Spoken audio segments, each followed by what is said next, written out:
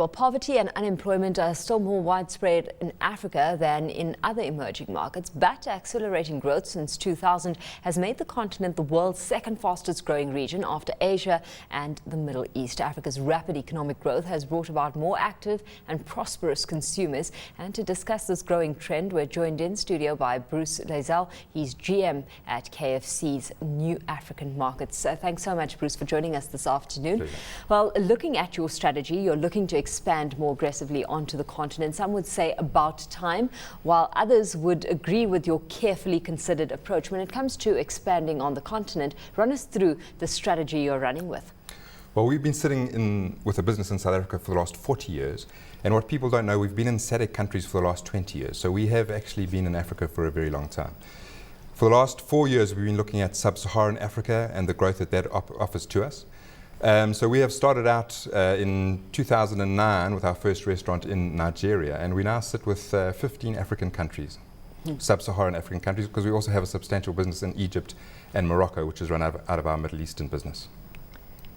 Bruce, must be very difficult for you. I mean, you talk about South Africa and you talk about Africa, and everyone seems to think that that is just one sort of autonomous continent, one unit, which is equal across all jurisdictions. But of course, that's not the case. That must present enormous challenges for you, because your brand has to be the same, whether it's in Rwanda or whether it's in London. Do you find that there are difficulties, whether it comes with regulatory, from regulatory point of view, or from sourcing, for example, chicken? Absolutely right. So you're right. There's a mistake that everybody makes to look at Africa as one country, and in fact it's not. And I always say to people, you need to understand that a Nigerian is as different to a Kenyan as a Russian is to an Italian. So, you know, there are certain elements of our brand which do need to stay the same. And I always say, you know, our brand must be the same, and your customers should have the same experience whether you are in Paris, New York, Johannesburg, Lagos, or Nairobi. But what we do try and do is localize the menu and perhaps even the look of some of our restaurants to the local market, because there are certain tastes that differ. There's certain ambiances which certain markets prefer to others, and we need to make sure we tap into that.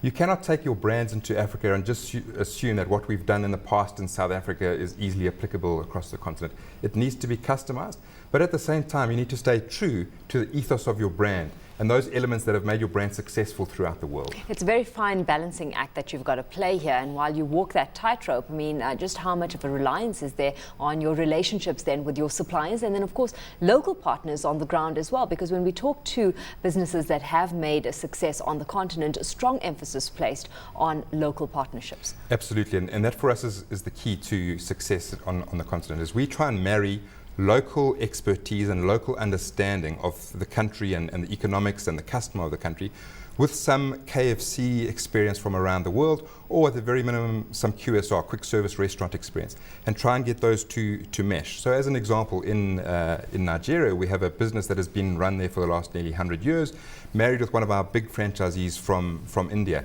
and that's given that synergy.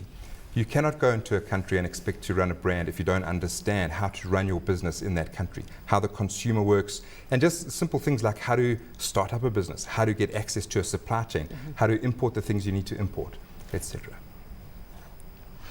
Bruce, the competition is massive, and it's hotting up all the time. It wasn't that long ago that Alicia and I was talking to the Burger King people. Where are you in terms of the pecking order? And are you right up there? Is KFC a brand that is recognised throughout Africa, and you're just sort of building on that brand awareness? So we'd be very arrogant to assume we can go into a new country and have the same kind of brand recognition that we enjoy in South Africa, for example. So we've got to go and actually apply first principles and start building our brand from scratch. There are some outstanding competitors on the continent who have been around for a long, long time and have an established brand.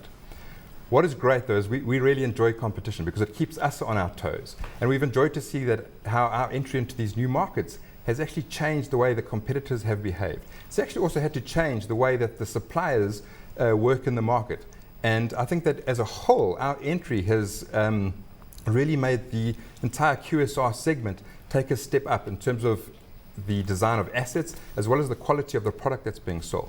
But make no mistake, we have to work very hard to get every single customer into our store. And then we have to work really hard to make sure that they come back again and again. Yeah. And that's the fundamentals of business, right? So we have to provide them with great product at the right price in a fantastic environment. Just how challenging and tricky is that to accomplish on the African continent, where you've got various external forces, of course, that come to bear, the likes of supply chain management, your infrastructure, your access to supporting infrastructure, and then something as basic as human resources as well.